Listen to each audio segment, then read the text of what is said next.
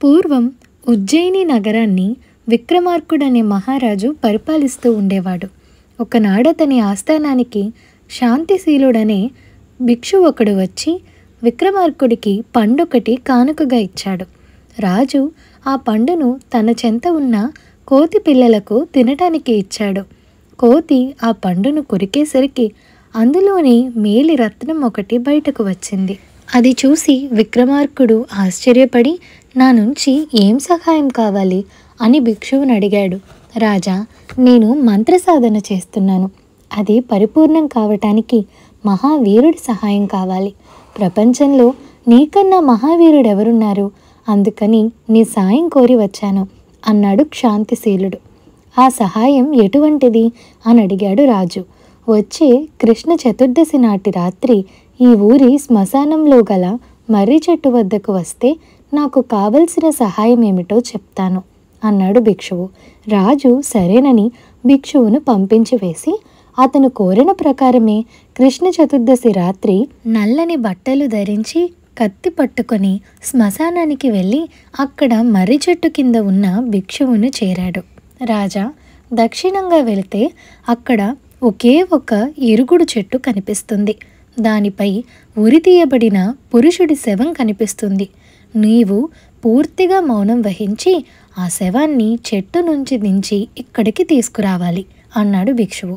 విక్రమార్కుడు అదే ప్రకారం దక్షిణాభిముఖంగా వెళ్ళి ఇరుగుడు చెట్టు చేరుకుని దానిపై గల శవాన్ని చూశాడు. అతను చెట్టెక్కి శవం మెడకున్న తాడును ఖడ్గంతో కోసి శవాన్ని కింద పారేసేసరికి దెబ్బ తగిలినట్టుగా శవం ఏడవసాగింది. రాజు ఆశ్చర్యపడుతూ చెట్టు దిగి వచ్చి తడిమి చూశాడు. వెంటనే శవం నవ్వసాగింది. ఆ శవంలో బేతాళుడున్నట్లు రాజు అర్థం చేసుకొని, ఎందుకు నవ్వుతున్నావు? పోదాం రా అన్నాడు. రాజు నోరు తెరిచి ఈ మాట అన్నదే ఆలస్యం. శవం చివాలును వెళ్ళి మళ్ళీ చెట్టున వేలాడసాగింది. రాజు మళ్ళీ చెట్టెక్కి శవాన్ని దించి దాన్ని భుజాన వేసుకొని మౌనంగా శ్మశానం వైపు నడక సాగించాడు.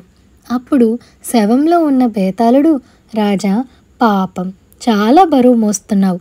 నీకొక చిన్న కథ చెప్తాను విను అంటూ విక్రమార్కుడికి ఈ విధంగా చెప్పసాగాడు. అంగదేశాన్ని యశకేతుడు అనే మహారాజు పరిపాలిస్తూ ఉండేవాడు. ఆయనకు దీర్ఘదర్శి అనే మంత్రి ఉండేవాడు. యశకేతుడు అస్తమానము అంతఃపురంలోనే ఉంటూ భోగాలు మరిగి ఉండడం వల్ల రాజ్యభారం అంతా దీర్ఘదర్శి మీద పడింది. దీర్ఘదర్శి రాజ్యపాలనాన్ని ఎంతో నేర్పుతో సాగిస్తున్నప్పటికీ గిట్టని వాళ్ళు పుకార్లు పుట్టించారు. రాజును భోగలాలసుణ్ణి చేసి మంత్రి తానే రాజై కూర్చున్నాడని నలుగురు అనసాగారు. ఇది విని దీర్ఘదర్శికి చాలా బాధ కలిగింది. ఆయన రాజు దగ్గరికి పోయి, మహారాజా, నేను తీర్థయాత్రలు చేయబోతున్నాను. ఇక నుంచి మీ రాజ్యం మీరే స్వయంగా చూసుకోండి అని చెప్పి బయలుదేరాడు. రాజు వెళ్ళవద్దని బతిమిలాడి చూశాడు.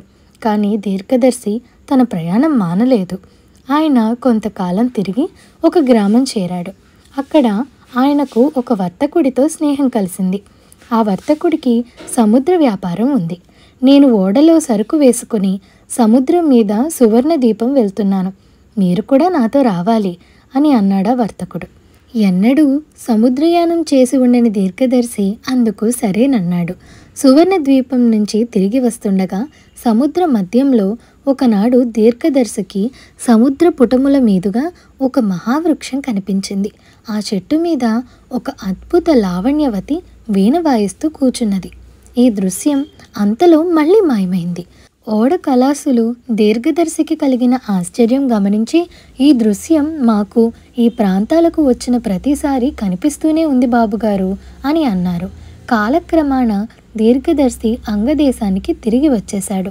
తన మంత్రిని చూడగానే రాజుకు పరమానందమైంది. మంత్రి వెళ్ళిపోయిన నాటి నుండి రాజు రాజ్యభారంతో మనశ్శాంతి ఎరుగడు. మళ్ళీ పరిపాలన మంత్రిపరం చేసి తాను సుఖంగా ఉండవచ్చు కదా అని ఆశపడుతూ, రాజు, అయితే మంత్రిగారు లోకంలో ఏమేం వింతలు చూశారు అని అడిగాడు. మహారాజా, మిగిలిన వింతలు వింతలే కావు. ఒక వర్తకుడి వెంట సువర్ణ ద్వీపానికి వెళ్ళి తిరిగి వస్తూ సముద్ర మధ్యాన ఒక అత్యద్భుత సౌందర్యవతిని చూశాను.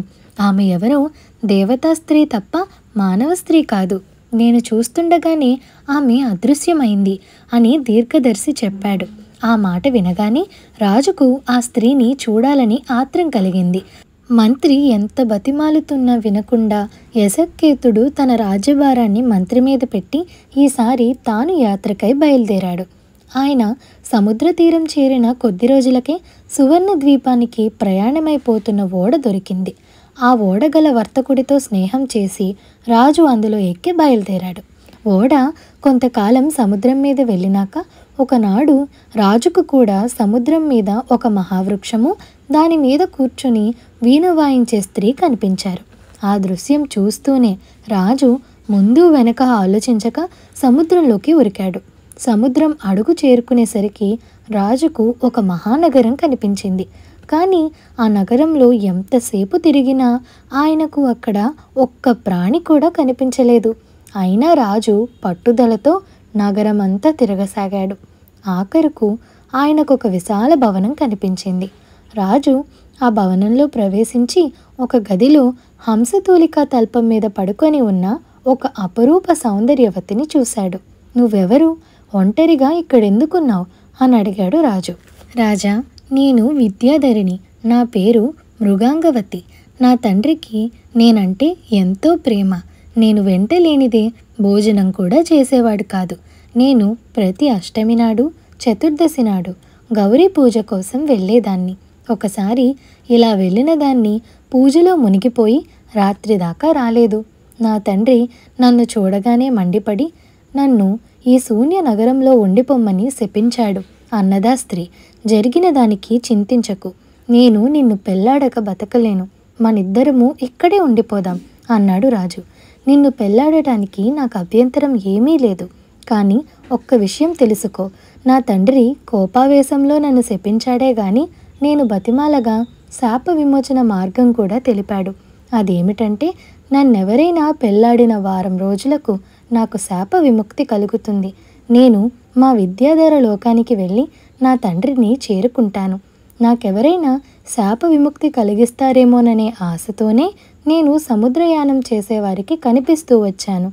ఇంతకాలానికి దేవుడల్లే నువ్వు వచ్చావు" అన్నది మృగాంగవతి. ఆమె మీద అపారమైన ప్రేమతో రాజు, "నువ్వు ఒక్క క్షణం నా భార్యవైనా నేను ధన్యుణ్ణే" అన్నాడు. మృగాంగవతికి కూడా రాజు మీద ఎంతో ప్రేమ కలిగింది. ఆమె అతన్ని భవనం వెలుపల ఉన్న దిగుడు బావి దగ్గరకు తీసుకుపోయి, "నేనిక్కడ ఉండే వారం రోజులలో పొరపాటున కూడా ఇందులోకి దిగవద్దు. దిగినట్లయితే నువ్వు మరుక్షణం భూలోకంలో ఉంటావు. నిన్ను విడిచి ఈ శూన్య నగరంలో క్షణమైనా గడపలేను" అన్నది. సముద్ర గర్భాన కల ఆ శూన్య నగరంలో ఇష్టం వచ్చినట్టుగా విహరిస్తూ అక్కడి వింతలన్నీ చూస్తూ మృగాంగవతితో యశక్కేతుడు వారం రోజులు గడిపాడు. "రాజా, ఇక నేను నా లోకానికి వెళ్ళిపోయే గడియ సమీపించింది. నువ్వు చూపిన ప్రేమ, చేసిన మేలు ఎల్లప్పుడూ జ్ఞాపకం ఉంచుకుంటాను. ఇక నాకు సెలవియ్యి" అంటూ మృగాంగవతి రాజును దిగుడుబావి వద్దకు తెచ్చింది. ఆమెను విడిచిపోవడం ఎంతమాత్రం ఇష్టం లేక రాజు, "కొద్ది రోజులు నాతో కూడా వచ్చి మా నగరంలో ఉండిపోకూడదా?" అని అడిగాడు. "రాజా, నేను ఒక్కసారి భూలోకాన్ని తాకానో నా దైవత్వం కాస్త పోతుంది. నేను మానవ కన్యనైపోతాను. కనుక నాకు సెలవిప్పించు" అన్నది మృగాంగవతి. రాజు ఆమె వద్ద వేడ్కోలు తీసుకునేవాడిలాగా నటిస్తూ ఆమెను గట్టిగా పట్టుకొని ఆమెతో సహా దిగుడు బావిలో దూకాడు. మరుక్షణం ఇద్దరూ భూలోకం చేరారు. మృగాంగవతి దైవత్వం కోల్పోయి మానవ స్త్రీ అయిపోయింది. రాజు ఆమెను అంగదేశానికి తీసుకుపోయి ఒక మంచి రోజున వైభవంగా పెళ్లి చేసుకున్నాడు. ఆ రాత్రే అంగదేశపు మంత్రి దీర్ఘదర్శి గుండె పగిలి చనిపోయాడు.